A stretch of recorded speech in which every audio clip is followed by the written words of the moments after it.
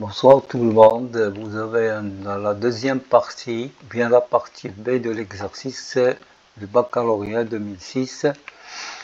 Nous avons déjà traité la première partie, c'est la partie A, et la première question pour la partie B. Alors nous avons déjà montré que A de x fois A de y est égal à A de x étoile y.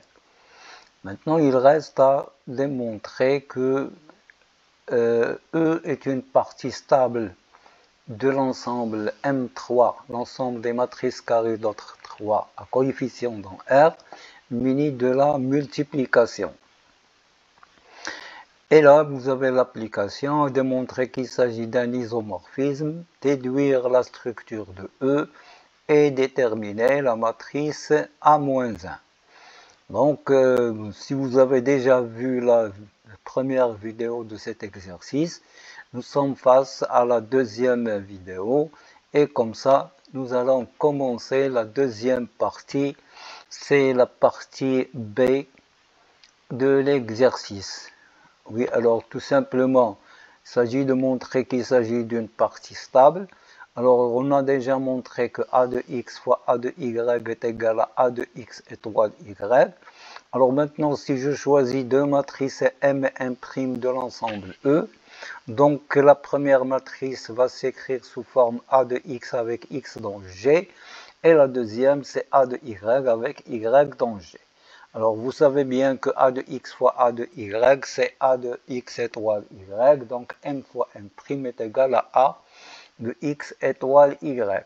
Vous savez bien sûr pour x et y dans G, x étoile y est encore dans G, ça veut dire que la matrice M fois M' appartient à E, ça prouve que j'ai déjà une partie stable de l'ensemble des matrices carrées d'ordre 3, munies de la multiplication. Alors maintenant, considérons l'application donnée par la relation phi de x est égal à A de x. Alors pour tout x dans l'ensemble G, alors phi de x étoile y est égal à A de x étoile y, c'est par définition de l'application. Et vous avez A de x étoile y, c'est A de x fois A de y. Ce qui prouve que phi de x étoile y est égal à phi de x fois phi de y. Donc phi bien un homomorphisme de l'ensemble G muni de la loi étoile vers E muni de la multiplication des matrices. Alors quel est le G, le phi de G? Phi de G, c'est l'ensemble des phi de x tels que x appartiennent à G. C'est l'ensemble des A de x, parce que phi de x est A de x, tel que x appartient à G. Et ceci, ça donne l'ensemble E. Donc, phi de G est égal à E.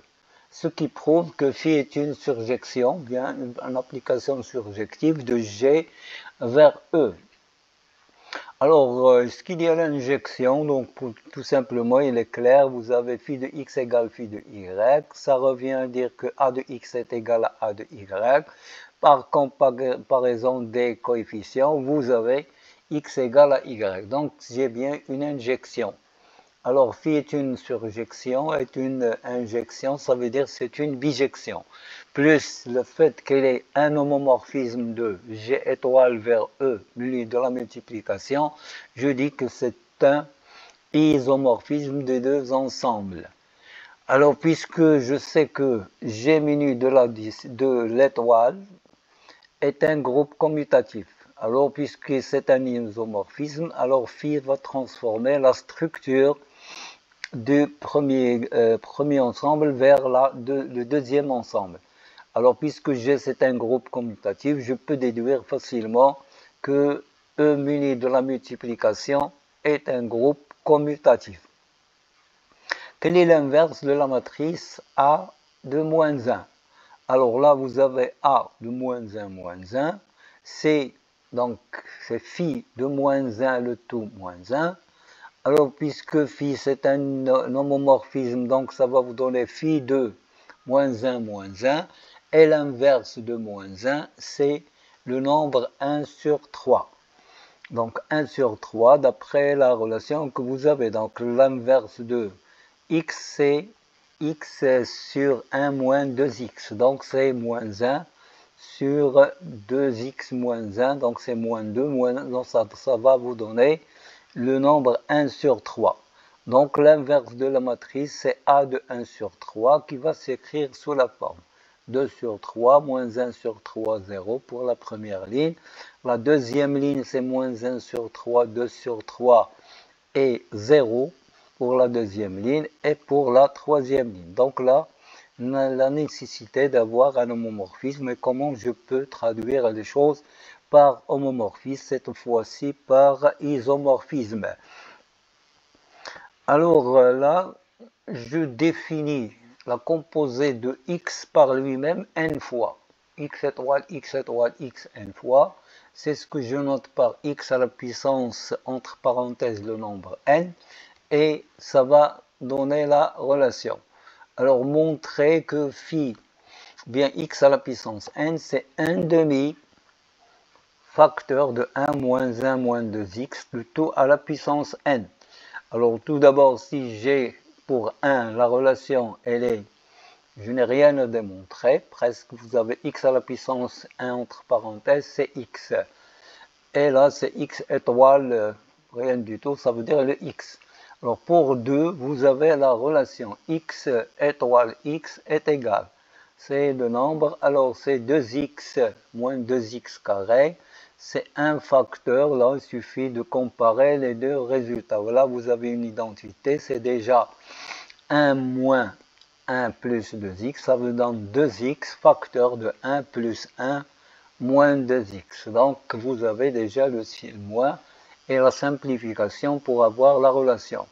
Donc vous avez la relation qui est vraie pour n égale à 1 et 2. Donc la vérification de la récurrence. Alors, si je prends un n qui vérifie la relation, x à la puissance n entre parenthèses n demi à la puissance n, et nous allons calculer x à la puissance n plus 1. Vu l'associativité de la loi étoile, je peux dire que c'est x à la puissance n étoile x. C'est égal à x à la puissance n plus x plus moins 2 facteurs d'après la définition de la loi étoile. Donc, faisant la factorisation par x à la puissance n entre parenthèses, ça vous reste de x plus x à la puissance n facteur de 1 moins 2x. Puis remplaçant x à la puissance n par sa valeur, d'après l'hypothèse de récurrence, c'est la relation suivante. Alors maintenant, si je peux factoriser par le 1 demi partout, donc au lieu de x, vous allez avoir 2x. Alors, 2x facteur de 1 moins la valeur, donc c'est 1 plus 1 moins 2x, plus 1 moins 2x, déjà vous avez la factorisation de ce nombre, plus ou bien moins 1 moins 2x à la puissance n plus 1. Donc multiplier c'est 1 moins 2x à la puissance n plus 1, et là vous avez moins le 1 plus 2x. Donc vous avez la relation, c'est 2x plus 1 moins 2x, facteur de la relation. Alors moins 2x avec moins 2x, ça va se simplifier. Il vous reste le 1 moins le 1 moins 2x à la puissance n plus 1. Donc la relation étoile est vraie pour n plus 1. Le principe de récurrence, ça me permet de conclure que quel que soit le nombre x dans G, vous avez x à la puissance n entre parenthèses est donné par la relation 1 demi facteur de 1 moins 1 moins 2x à la puissance n. Et voilà la relation qu'il fallait démontrer. Alors la dernière question, vous avez le a à la puissance n, c'est égal à phi de moins 1 à la puissance n. Donc c'est phi de moins 1 fois phi de moins 1 n fois, par l'homomorphisme, donc c'est égal à phi de moins 1 étoile n fois, c'est le phi de moins 1 à la puissance n. Et le moins 1 à la puissance n, elle est donnée par la relation. Donc vous avez 1 moins facteur de 1 moins moins 1, c'est 3 à la puissance n sur 2. Et phi de ce nombre, c'est la matrice 1 moins 3 à la puissance n sur 2. Donc, vous avez à faire les calculs. Donc, quel que soit n, a de moins 1 à la puissance n est égal à 1 moins 3 à la puissance n sur 2. Quel est le phi de a moins 1 à la puissance n? Bon, c'est l'inverse du nombre. Je remplace moins 1 à la puissance n, c'est l'inverse de ce nombre. C'est le phi, et puisque vous avez l'homomorphisme, donc ça va être phi de l'inverse de 1 moins 3 à la puissance n sur n. Alors, l'inverse de ce nombre, vous savez bien que l'inverse du nombre 1 moins 3 à la puissance a sur 2, c'est 1 moins 3 à la puissance moins a sur 2. Là, vous avez le nombre a est remplacé par n. Donc, c'est phi de 1 moins 3 à la puissance moins n sur 2. Par conséquent, vous avez phi de moins 1 à la puissance n moins 1. L'inverse de cette matrice, c'est la matrice a de 1 moins 3 à la puissance moins n sur 2.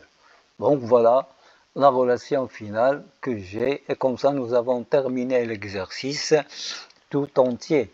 Alors pour avoir la première partie, vous n'avez qu'à chercher l'avant dernière vidéo, bien chercher la deuxième, je vais la commenter avant de nous quitter. Donc là, j'ai besoin de vos likes, de vos commentaires, s'abonner dans la chaîne, pourquoi pas. Et à la prochaine, merci de votre attention et toujours à la prochaine.